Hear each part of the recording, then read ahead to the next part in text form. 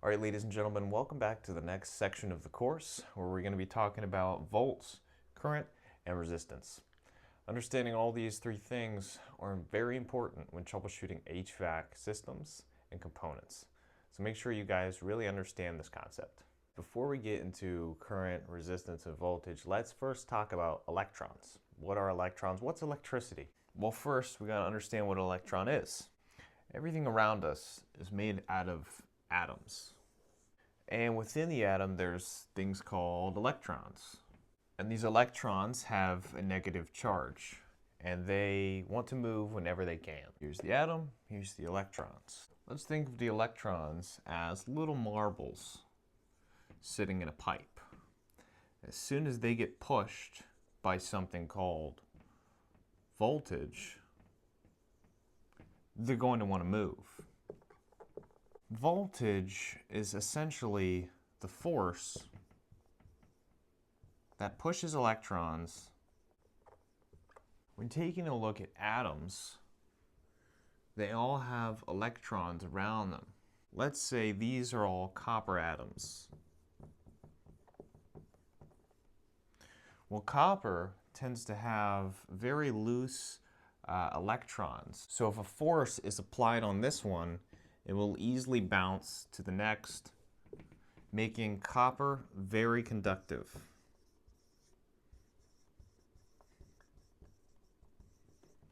Rubber, on the other hand, its electrons can't move freely because there's so many of them, so they don't want to move very easily.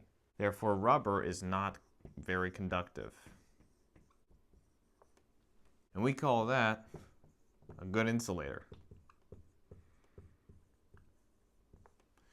That's why, to prevent electrical shock, we insulate things with rubber. So back to voltage. I'm sure you guys have all seen a pressure washer.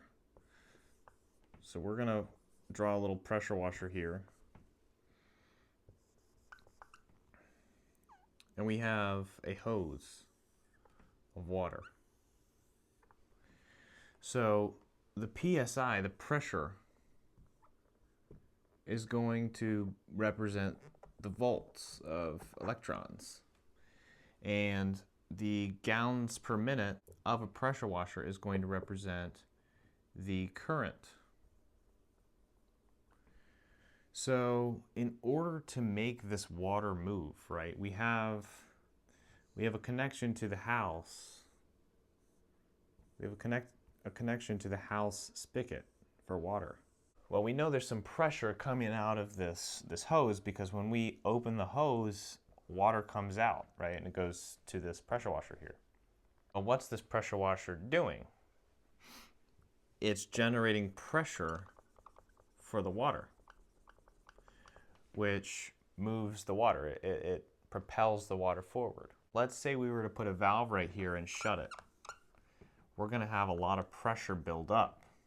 Eventually, the pressure washer might even shut off because the pressure is building up so much. Let's say we have a bucket down here and we're trying to fill it up.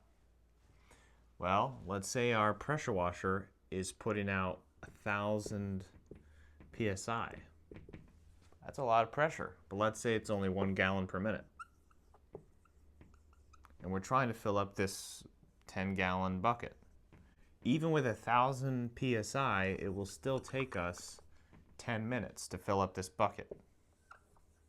So although we have a lot of pressure, it's still going to take us a lot of time to fill up this bucket because the volume of water, the actual gallons, the amount of water per minute is not very much. But the acting force on the water is pretty high. There's a strong pressure behind it, a strong pushing force, just not much volume. Now let's say the water coming out of the pressure washer is at 1 PSI. Well, that's not much pressure at all. Barely any pressure. Let's say instead of 1, we have 100 gallons per minute coming out of this pressure washer. To fill up this whole entire tank right here, it would take us 6 seconds. Right? So we would effectively need a much bigger hose. I mean, probably much bigger than this to be able to fit the amount of water that's going to be coming out at 100 gallons per minute. All right, so the current that we just looked at is measured in amperes or amps. They both mean the same thing.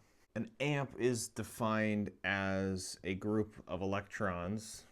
So the number is really high. It's like in the trillions of electrons. And one group of them is 1 amp.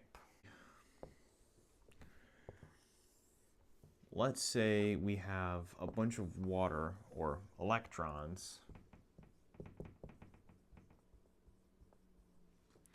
moving down a pipe. This doesn't really matter, but it's just for illustration. 100 psi, and we'll just say 10 gallons per minute.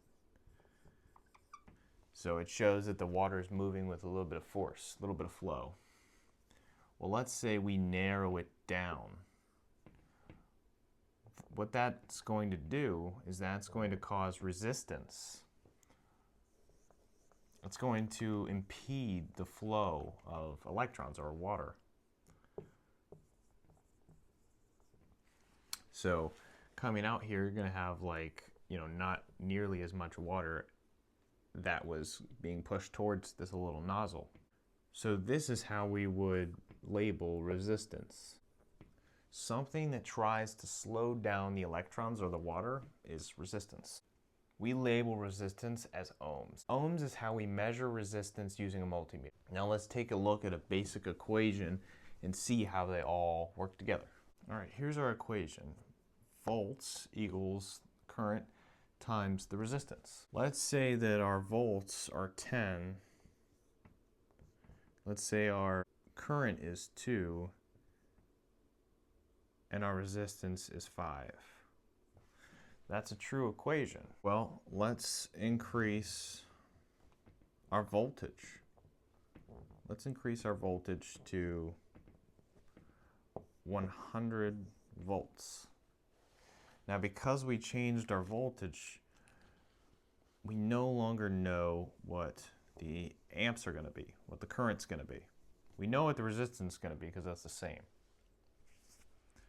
Or we could say we know what our amps are, but we don't know what our resistance is.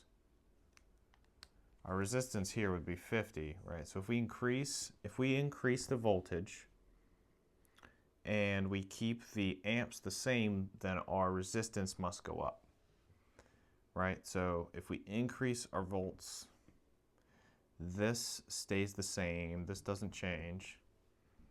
That means that we have to increase our resistance. But let's say we decreased our voltage, this stayed the same, then this would have to go down. Let's take a quick look at a real world example. Let's take a look at a light bulb. So here we have a light bulb, we have a basic circuit. We have wires and then we have a battery.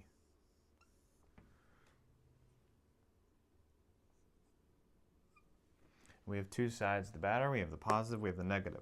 We're going to say that our battery here is 20 volts.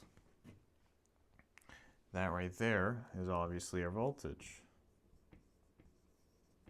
Let's say that our switch is in the off position, right? Our wires are not connected. If I were to read the voltage right here, it would be 20 volts. Because as soon as we hook this up, the electrons start to move and they line up right there. But if I were to take the amperage on the circuit right now, read how many electrons are passing through, at any point it's going to say 0 amps. Because there's no current flow. No current flowing right now until we close the switch, and it allows the power to flow to our light bulb and back to the battery. But again, think of this as the water analogy, right? When you have a spigot outside your house, there's always water sitting right there at that spigot. So if you had something that was able to read pressure right on the outside of your water spigot, it would tell you there's pressure on that hose, right? And if you were to open that faucet, water would pour out. You would be able to see that there's pressure, right? So that's the same thing. Think of this as a little hose spigot. There's pressure right there, but there's no actual water flowing. There's no current. So as soon as we shut this switch, right, it allows the water to flow, just like opening, just like if we were to open the hose at our house. This light bulb here, we were talking about resistance. There is a filament inside this light bulb. It creates light energy, which allows the light bulb to turn on. This is our form of resistance.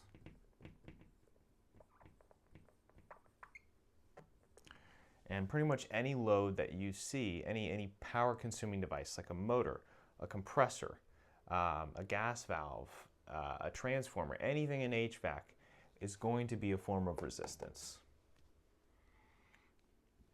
Ultimately, it's how we do work with electricity. And since there is a path to the light bulb and a path back with proper voltage,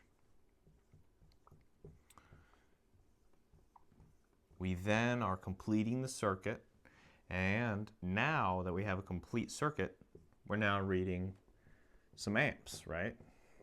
1 amp is a little high probably for a light bulb, maybe that's just spot on. But now you guys can see a little bit of how this works. Electrons move to create electricity.